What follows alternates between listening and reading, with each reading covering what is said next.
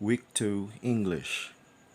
Pinanggalingan po ay sa Learning Strand 1, Communication Skills English. At makikinig ho tayo. We are going to practice our listening skills. Meron po tayong isang song na pakikinggan. Okay? And we have to react intelligently and creatively to the text listened to. Ito po ang ating reference. Hanapin lang po natin ang kantang ito sa YouTube. Panoorin, pakinggan.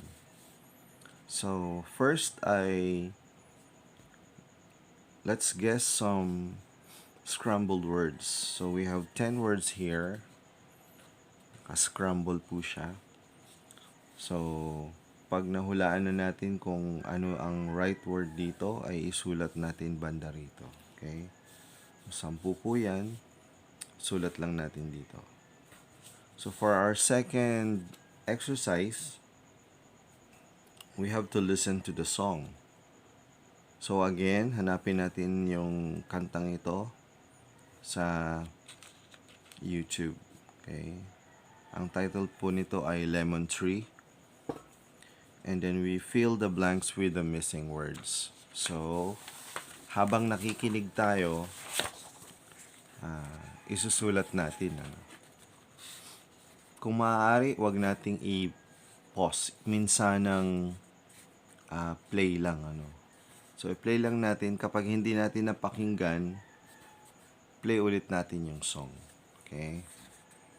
So, halimbawa, dito kasi sa umpisa, yung kanta, sabi ng kanta ay, I'm sitting here in the boring room. It's just another race and they blank. Okay? So, habang nakikinig ka, isusulat mo. And then, tuloy-tuloy lang yan. Tapos, pag may blank ulit, susulat mo ulit yung napakinggan mo. So, ganyan lang kadali ang ating activity para sa English. Okay? So, diyan nagtatapos ang Week 2 English. Week 2 Filipino.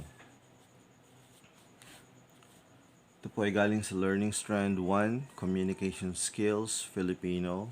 Ito po ang pinagbabatayan ng ating pag-aaral. Ang title po ay Pagpapahayag ng Ideya. So sa araling ito, dapat po ay nakakapagpahayag ng malinaw na ideya gamit ang sariling wika. Okay, ito ang ating references. So sa unang activity po, gumawa ng mga pangungusap gamit ang mga salitang angkop. Meron pong typo error dito. Letter N po yan. Angkop sa larawan upang makabuo ng ideya. Okay? So, ito po yung mga salita na kung saan ay hango sa sariling wika. Sa unang larawan po, ito po ay mababasa natin dito. Anahaw, katutubo, kawayan, nipa, hangin, ulan, bagyo, bukid, disenyo, dingding, silid. Sa pangalawang larawan naman po ay merong mga salitang taya, bilang, kalaro, save, home base, puno, kubo, taguan, halaman, sigaw. May mga salitang hiram tayo na ginamit tulad ng save at home base. Sa pangatlong larawan, nanay, sitaw, ampalaya, talong, tanghalian o hapunan, bagoong, kalabasa, isda o karne, okra. Okay. So, ang atin pong exercise dito ay gumawa po ng mga pangungusap gamit ang mga salitang angkop sa larawan. So, dito ho tayo sa back page. Meron ho tayong mga numero 1, 2, 3 at mga blank spaces. Ibig sabihin ho nito, dito natin gagawin yung mga pangungusap na gagawin natin, o mga sentences. So, ulitin ko po, manggagaling po ang mga salitang gagamitin natin sa ating sariling wika. Angkop na angkop dito sa larawan. So, gumawa ho tayo ng mga ideas o ideya. Okay. So, ganun din. 1, 2, 3. 1, 2, 3. Okay. Sa bandang hulihan, tayo po ay sumulat ng essay. Isalaysay ang iyong pang-araw-araw na karanasan. So, magkwento lang ho tayo dito. Magbigay ng ideya or idea sa iyong pang-araw-araw na karanasan. Okay? Gamitin natin ang kaalaman natin sa sariling wika. Okay. So, dyan po nagtatapos ang Week 2 Filipino. Week 2 Science. Ito po ay sa Learning Strand 2, Scientific Literacy and Critical Thinking Skills. Ito po ang ating pinanggalingan ng ating pinag-aaralan. Ang title po ay Factors Affecting Health and Well-Being of the Family. So, ito po ay katuloy sa week 1 ng ating pinag-aralan tungkol sa science. So, sa pag-aaral na ito, so we should be able to state the factors affecting the health and well-being of the family and community. Dapat matukoy natin kung ano yung mga factors o mga kadahilanan na nakakaapekto sa kalusugan at kapakanan o well-being ng pamilya at ng ating community. So may mga example given dito. Halos kapareho lang po sa mga halimbawa na binigay dito. So meron tayong 8 factors na ginawa dito, mga halimbawa. At ang references natin ay nakalista po lahat dito. Okay. So sa ating sa ating exercise, read and study the factors affecting the health and well-being of families. Okay? Basahin natin, pag-aralan natin ang mga kadahilanan na kung saan nakakaapekto sa kalusugan at sa well-being o kabuuan o kapakanan ng mga pamilya. So, basahin natin, merong mga kaakibat, mga larawan at mga paliwanag. Okay, ito po ay nanggagaling lahat sa ating references. Okay. So, poor health habits or poor personal hygiene. Okay. So, in the Philippines, less than 10% of population has access to piped sewerage system. Mapapansin natin ang kakulangan sa sewerage o kanal. Okay? So maraming nagbabaha or stagnant yung water sa community o sa bahay natin. So yung mga kanal natin na nakapalibot sa bahay ay hindi dumadaloy. Kaya ito ay pinamumugaran ng lamok. Okay? At ito ay bumabaho at nagsasanhi ito ng sakit sa ating pamilya at sa ating community. Ganon din ang poor personal hygiene, kakulangan sa kalinisan ng ating sariling katawan. Okay? So, yan ang una. Pangalawa ay malnutrition at poor eating habits. In the Philippines, about 50% of the population suffers from anemia caused by iron deficiency. So, syempre po, kapag hindi wasto ang nutrisyon at hindi nakakakain sa tamang oras o may kakulangan sa pagkain, ay magdudulot ito ng karamdaman o sakit. So halos kalahati ng populasyon ay sa Pilipinas ay nagsasuffer dito according po dito sa uh, information na ito.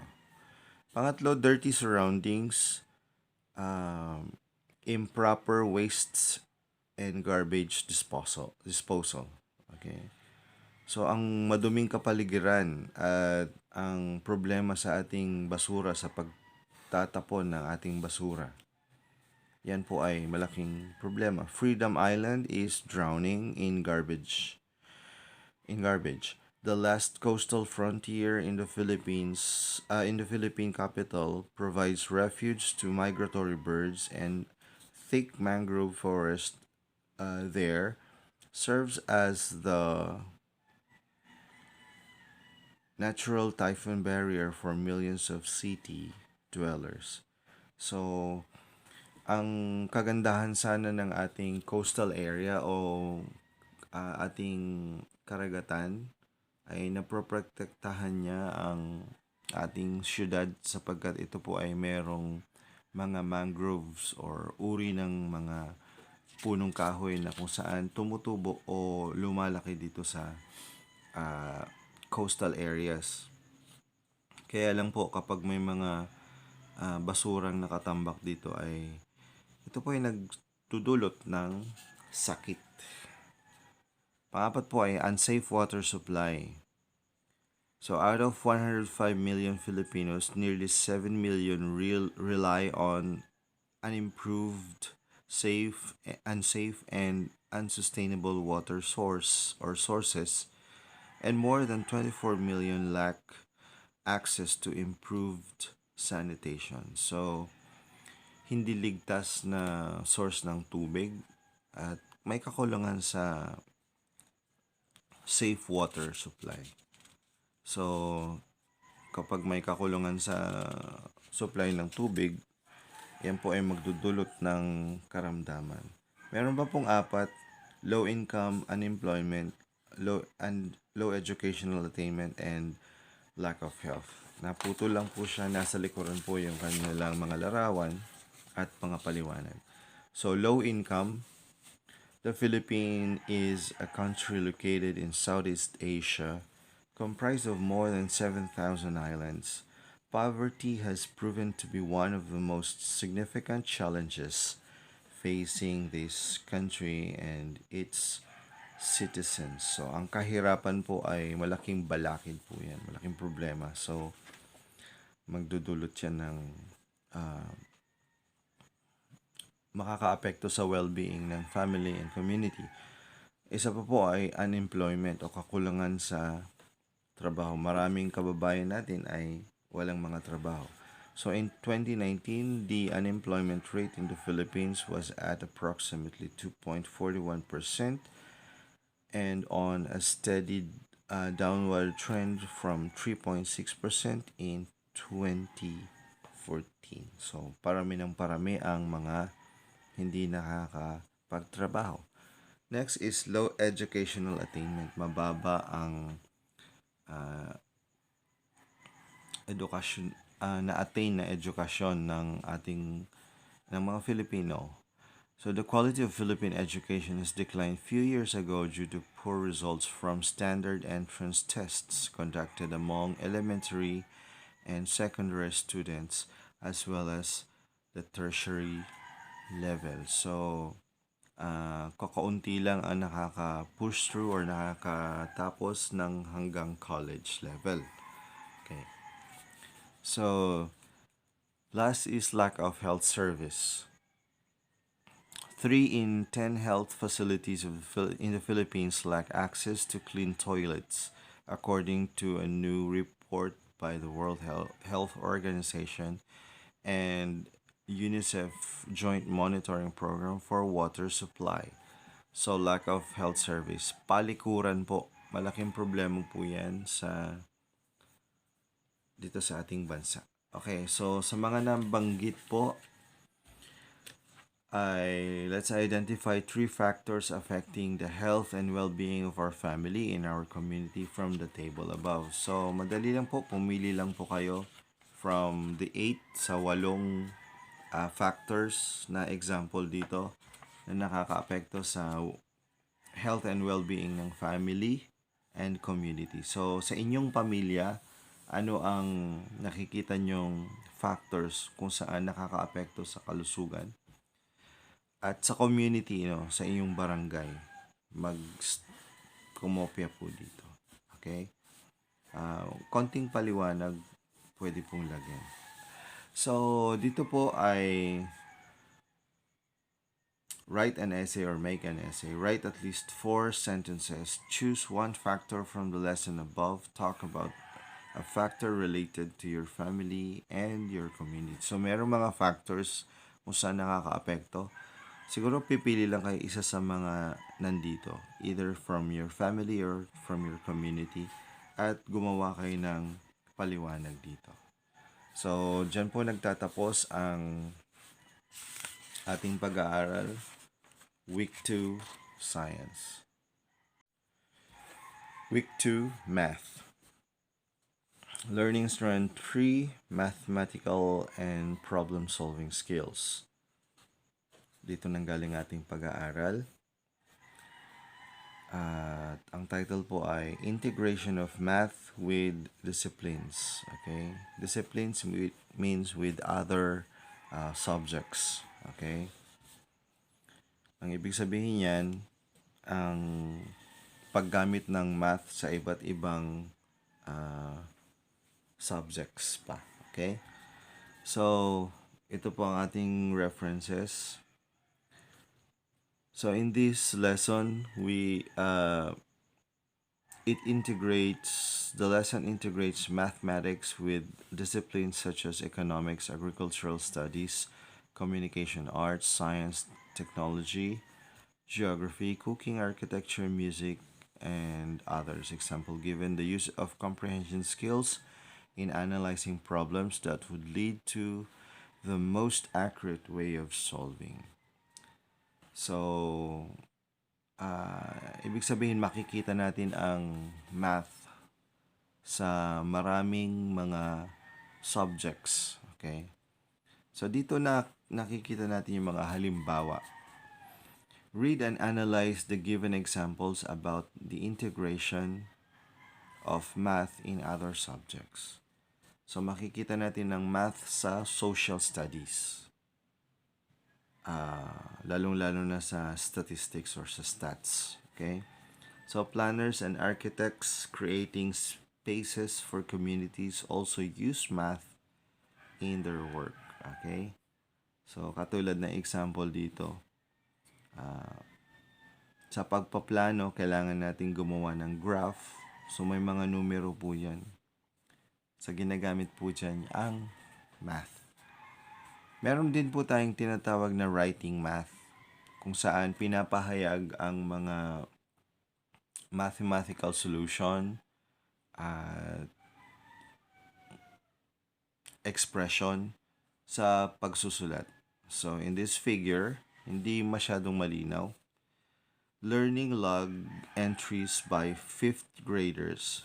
Ang nakalagay po dito ay definitions and examples of mean, median, mode. Pag na-search nyo naman dito sa ating references, ay meron talagang writing expressions or in-express ang math through writing. Okay? Meron ding mathematics sa art. Okay? So, sa picture na ito or sa painting na ito, Da Vinci created other pieces that were also drawn according to the golden ratio, such as the Last Supper, Old Man, the Vitruvian Man. The golden ratio is 1:0.618. So, ibig sabihin, gumagamit siya ng ratio, So, ibig sabihin yan, nakakwenta-kwenta yung pagdodrawing. Yan. Okay. Meron din namang math sa music. Okay? So, ang tawag dyan ay music and numbers. Musical pieces are read much like you would read math symbols. Okay? So kapag tumutugtog kayo ng piano or music piece, pag binabasa ninyo ay meron pong mga bilang yan. May whole note, whole rest, half note, half rest. Binibilang po yan. Okay. Meron din pong math sa reading pag tayo nagbabasa ng grids and graphs. Okay? So coordinate graphing sounds very dramatic, but it is actually just a visual method for showing relationships between numbers. So may mga numero po yan sa graph. Okay? Next po is getting physical with math. So sa physical education, meron din pong math dyan. Ang tawag po dyan ay math and movement. Math and movement is a kinesthetic, multisensory approach to teaching math that incorporates physical exercise, stretching, cross-body movements, yoga, and visually pleasing floor mats designed to encourage students to practice math concept. Okay, so meron kasing math sa physical education. So sa mga nabanggit. Okay, ito yung ating mga examples ng integration of math in other subjects, okay, or disciplines. Sa likuran po ay meron pong exercises. So give 3 integration of math in other subject. Base your answers from the given examples. So dito po, parang ganito ang gagawin natin. May paliwanag, okay? So, A, B, C, D, halimbawa po, math in science, math in art, math in physical education, math in English. So, pili lang po kayo dyan. Meron po kayong 3 sasagutan. So, halimbawa po, meron pong math sa music. Halimbawa, ito ay whole note. Meron siyang 1 beat, equivalent to 1 beat. Half note, equivalent to 1/2 beat. So, ibig sabihin, whole note plus half note equals how many beats? 1.5 beats. So how many beats are there in a quarter note plus half note? Okay. So gawa po kayo ng examples dito based po sa art or sa physical education or sa science or sa English. Okay? So essay, write about your experience involving math in your daily life. Halimbawa po, doing house chores, doing free time activities, playing online games. Halimbawa sa online games, COD or kahit anong online games, paano nyo ginagamit ang math? Okay? So halimbawa, bibilangin nyo ilan ang kalaban, nasaan kayo, ano ang ilang ammo ang kailangan ninyo, ganyan. So paano nyo ikukwento or ikwento ninyo kung paano nyo ginagamit ang math sa daily lives po. Okay? Sa example. So, dito po nagtatapos ang Week 2 Math. Week 2, Life and Career Skills. From Learning Strand 4, Life and Career Skills. Ito po ang basis natin pinag-aaralan. Ang title po ay Occupations. Sa lesson na ito, you should be able to demonstrate an awareness of occupations in the local and global community and understand the interdependence of these occupations. Okay? So, matukoy natin at maging aware tayo sa iba't ibang trabaho, local man ito, or global or international. Ito ating mga references. Okay? So, una nating gagawin ay read and analyze the given examples of local and global jobs. So, basahin natin at i-analyze natin, So, sa mga local jobs, meron tayong 10 examples dito. Local ay matatagpuan natin sa Pilipinas. So, ano itong mga ito? Technical support staff.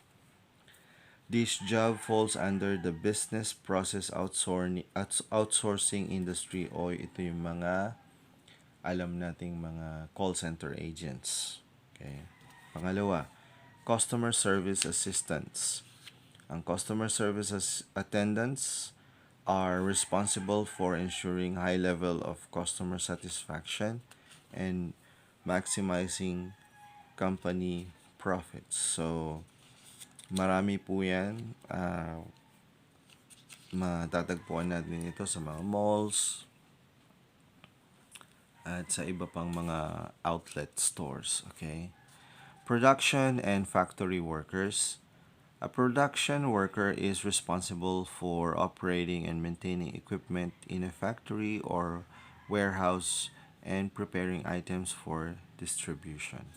So, production and factory workers, meron din tayo dito sa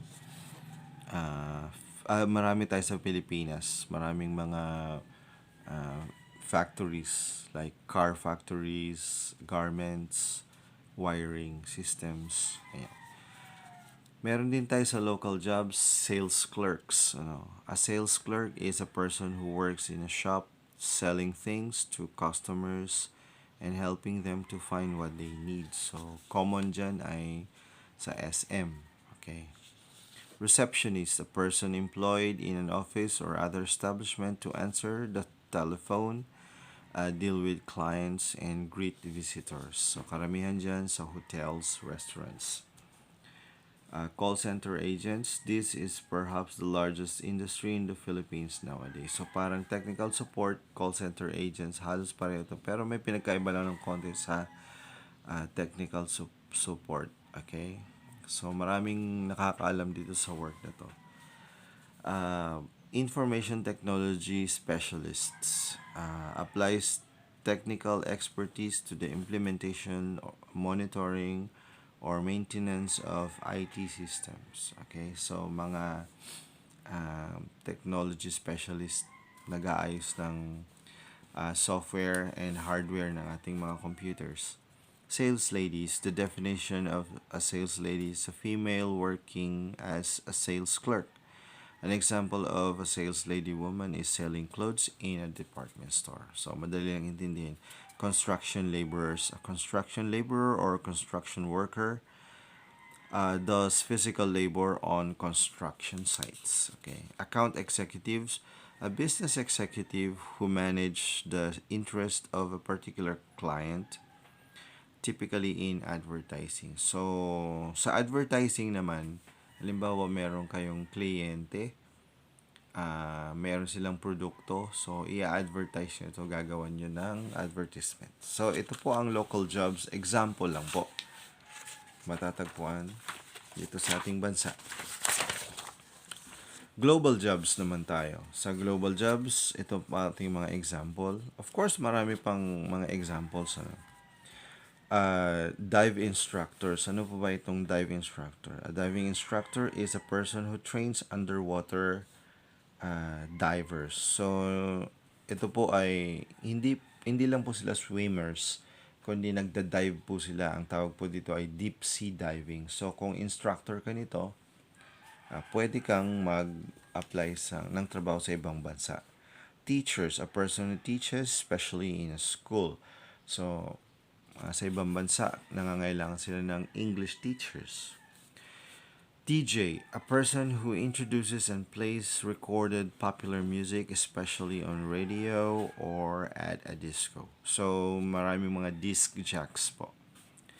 Web designers. A web designer is someone who prepares content for the web. Hotel and restaurant managers. A hotel manager oversees all operations, day-to-day activities in a hotel organization. So, madali lang ipaliwanag yung mga yan. Next is journalists, a person who writes for newspapers, magazines, or news websites or prepares news to be broadcast. Of course, makikita rin naman to sa ating bansa, pero kung gusto mo mag-apply, ito yung mga halimbawa ng mga trabaho sa ibang bansa. Photographer, a person who takes photographs especially as a job. Tour guides, a person who employed to show tourists around places of interest. Maraming tour guides sa ibang bansa ng mga Filipino. Bartenders, a person who mixes and serves drinks at a bar. Fitness instructor. A fitness instructor is also known as a personal trainer. provides training and instruction of fitness programs to individuals and groups. So ito yung mga examples po ng global jobs. Ating exercise po. Make an essay, write at least 4 sentences. Choose one example from local and one from global jobs. What do you think of the skill you want to acquire to have one of the local or global jobs? Dito po, sumulat tayo ng essay. Ipaliwanag natin kung ano sa palagay natin ang skill na kailangan natin para ma-acquire natin yung trabaho sa local at global. Okay? So, dyan po nagtatapos ang Life and Career Skill Week 2. Week 2, Understanding the Self and Society. From Learning Strand 5, Understanding the Self and Society. Title po ng pag-aaralan natin, More About Oneself. In this topic po, we should be able to describe oneself according to interests, hobbies, talents, skills. Example like singing and dancing. Personal preferences, yung mga likes and dislikes natin. Character traits and emotions like helpful, courteous, obedient, diligent, sincere, determined, sensitive, and others. Physical health like hygiene, good grooming, dreams and ambitions, feelings, and then preferred learning styles like audiovisual, manipulative, and languages learned. Okay. So, meron po tayong exercise dito. Read and understand the given personal qualities. So, meron tayong skills, hobbies, personal preferences, character traits, physical health, goals and ambitions, learning style. So, babasahin natin isa-isa at pag-aralan natin and try to understand these examples. Baka isa sa mga ito ay mga personal qualities mo. Okay? So, skills and hobbies. Mahilig ka ba sa endurance sport? Okay. Team sport, art, volunteer work, travel, blogging, foreign languages, gaming, music, club membership. So, alin dito ang skill mo o kaya mahilig mong gawin kapag tapos na ang trabaho or may free time ka. So, madali lang naman intindihan. Personal preferences. Ano ang mga gusto mo? Halimbawa, sa food and drinks, mahilig ka ba sa gulay or fast food? Yan. TV show, movie, music. Anong hilig mo music? Travel, recreation, nature or animals. Sports, childhood, beauty, fashion, and beauty. Wrong spelling po. Video games, events, or holidays. So, ano ang gusto mo? Anong preference mo sa mga ito? Pag sinabing video games, anong video games ang gusto mo? Character traits. Generous ka ba? Mapagbigay, integrity, loyalty, devotion, loving, kindness, sincerity, self-control, peacefulness, and faithfulness. So, halos lahat naman ng example dito madali lang intindihin. So, these are traits. These traits are given are all nouns. Okay? So, physical health naman. So, physical health like taking a bath, hand washing, hygienic food, cleaning nails, using sleepers, toothbrushing, using soap, face washing, shampooing hair, eating healthy food. So, aling physical health ang ginagawa mo dito? So, with your goals and ambitions, anong ambition mo sa education, sa physical health, sa relationship, personal growth, career, anong gusto mong maabot? When it comes to financial matters, what are your goals? Spiritual matters, psychological, external, and experiential. Okay. So, learning style naman sa ating kung paano tayo natututo. Are you visual? Do you use visual aids or images? Mas natututo ka sa mga pictures? Mas natututo ka kapag binabasa mo, sinusulat mo, when you speak or when you listen? Is it logical or mathematical? Sound, music, rhythm? Work if you work in group or you work on your own? Ito ba ay hands-on ginagawa or outside in nature natututo ka kapag lumalabas ka? So, these are some of the given examples of personal qualities. Okay? So, sa ating exercise, choose your personal qualities from the table above. So, mamili tayo ng mga skills and hobbies na baka nandito sa ating listahan. Okay? Personal preferences, character traits, physical health, goals and ambitions, learning style. So, meron pong mga given examples na dito. Pili lang kayo. Kung meron. Kung wala, ilagay nyo kung ano yung idea ninyo. So, let's write an essay. Write about your skills, personal preferences, character traits, physical health, goals and ambitions, and learning styles. Halimbawa, ako ay magaling sa art. Paborito ko maglaro ng online video games. Ako ay mabait at mapagbigay. Ako ay palaging naliligo. Gusto kong maging isang teacher. Mas madali ang matuto kapag kasali ako sa group. So, lahat ay dinaanan. Halimbawa, skills, mahilig sa art, preferences, paborito niya yung online games, and so on and so forth. So, lahat dito ay nandito. Gawan nyo lang ng sarili nyong kwento. So, dyan nagtatapos ang Understanding the Self and Society, Week 2. Week 2, Digital Literacy. Okay, Learning Strand 6, Digital Literacy. Ang title po ng pag-aaralan natin ay Digital Natives versus Migrants. Okay, ano-ano nga ba ang mga ito? So in this lesson, we should be able to explain the key differences between so-called digital natives and digital migrants. So malaman natin ang pinagkaiba ng dalawa. Okay? So, read and analyze the given tables of digital natives and migrants. So, pag-aralan muna natin kung ano-ano ang characteristics ng mga digital natives. So, for the digital natives, ito po ang kanilang generation, birth years, at ages as of 2016. Okay. So, Generation Z ka kapag pinanganak ka nung 2000s to today.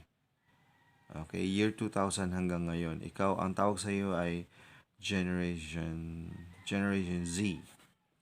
Ang edad mo ay 0 to 16. Noong as of 2016. Okay. So, ano po ang digital native? Digital native is someone who was raised in digital media saturated world. Okay? So, meron pang isa kasama sa digital natives. Millennials. Ano ba ang millennials? 1980s, kung ikaw ay pinanganak noong 1980 to 2000s. Okay? So, ang edad mo ay 16 to 36 years old. A millennial is broadly defined as someone who became an adult around the year 2000. Okay. So, ito yung characteristics ng dalawa ng mga digital natives. They like constant connectivity. Gusto nila parating may Wi-Fi. Prefer to bring their own ubiquitous technologies. Maraming dala-dala like cell phones and other gadgets. Prefer immediacy and have a short attention spans. Okay, ayaw nila na mabagal na internet. Ganyan. So, use texting and instant messaging shorthands such as see you, how are you, because, or going to the internet first for information. So, kung meron silang gustong malaman, Google agad. Prefer to socialize online and weak in face-to-face communication. Palaging online at mahina sila sa face-to-face. Okay. So, Ano naman ang digital migrants? Digital migrants. So, ito ang generation. Generation X ka kung ikaw ay pinanganak noong 1960 to 1980s. Ages of ages as of 2016, 36 ka to 56 years old ka ngayon. Okay? So, the parents of millennials began with the widespread availability of birth control in 1964. Yan po ang isa sa mga characteristics. Baby boomers. Baby boomers ka kung napanganak ka noong 1946 to 1964. Ang edad mo is 52 to 70 years old. They are defined by significant events like World War II, dumaan sila sa World War II, the Great Depression, the 1946 fertility spike. Okay. Anong characteristics nila? They prefer to talk on the phone or in person. So, mas gusto nila tawag. Ayaw nila ng text. Ayaw nila ng online chat or in person. They value proper English when texting. So, ayaw nila ng shortcuts. Okay? Pag nagte-text. Prefer formal communication channels such as phone, detailed emails, face-to-face communication. Do not understand the slang words or phrases on the internet such as IDK or I don't know, BRB or be right back, T2YL, talk to you later. Okay? Printing things out as opposed to working on screen. Mas gusto nila ganito, papel, printed, kaysa sa soft copies. Okay. Write an essay, make at least 2 to 3 sentences. So, ito yung mga question. What are the disadvantages of digital migrants when it comes to using technology? Ano daw ang mga disadvantage ng mga taong ito? Itong edad na to. Okay? Yan. Yung edad na yan sa paggamit ng technology. Number 2, what are the advantages of digital natives when it comes to using technology? Ito namang mga digital natives, ito. Ano naman ang advantages nila pagdating sa paggamit ng technology? So, yan po. Diyan nagtatapos ang Week 2 Digital Literacy.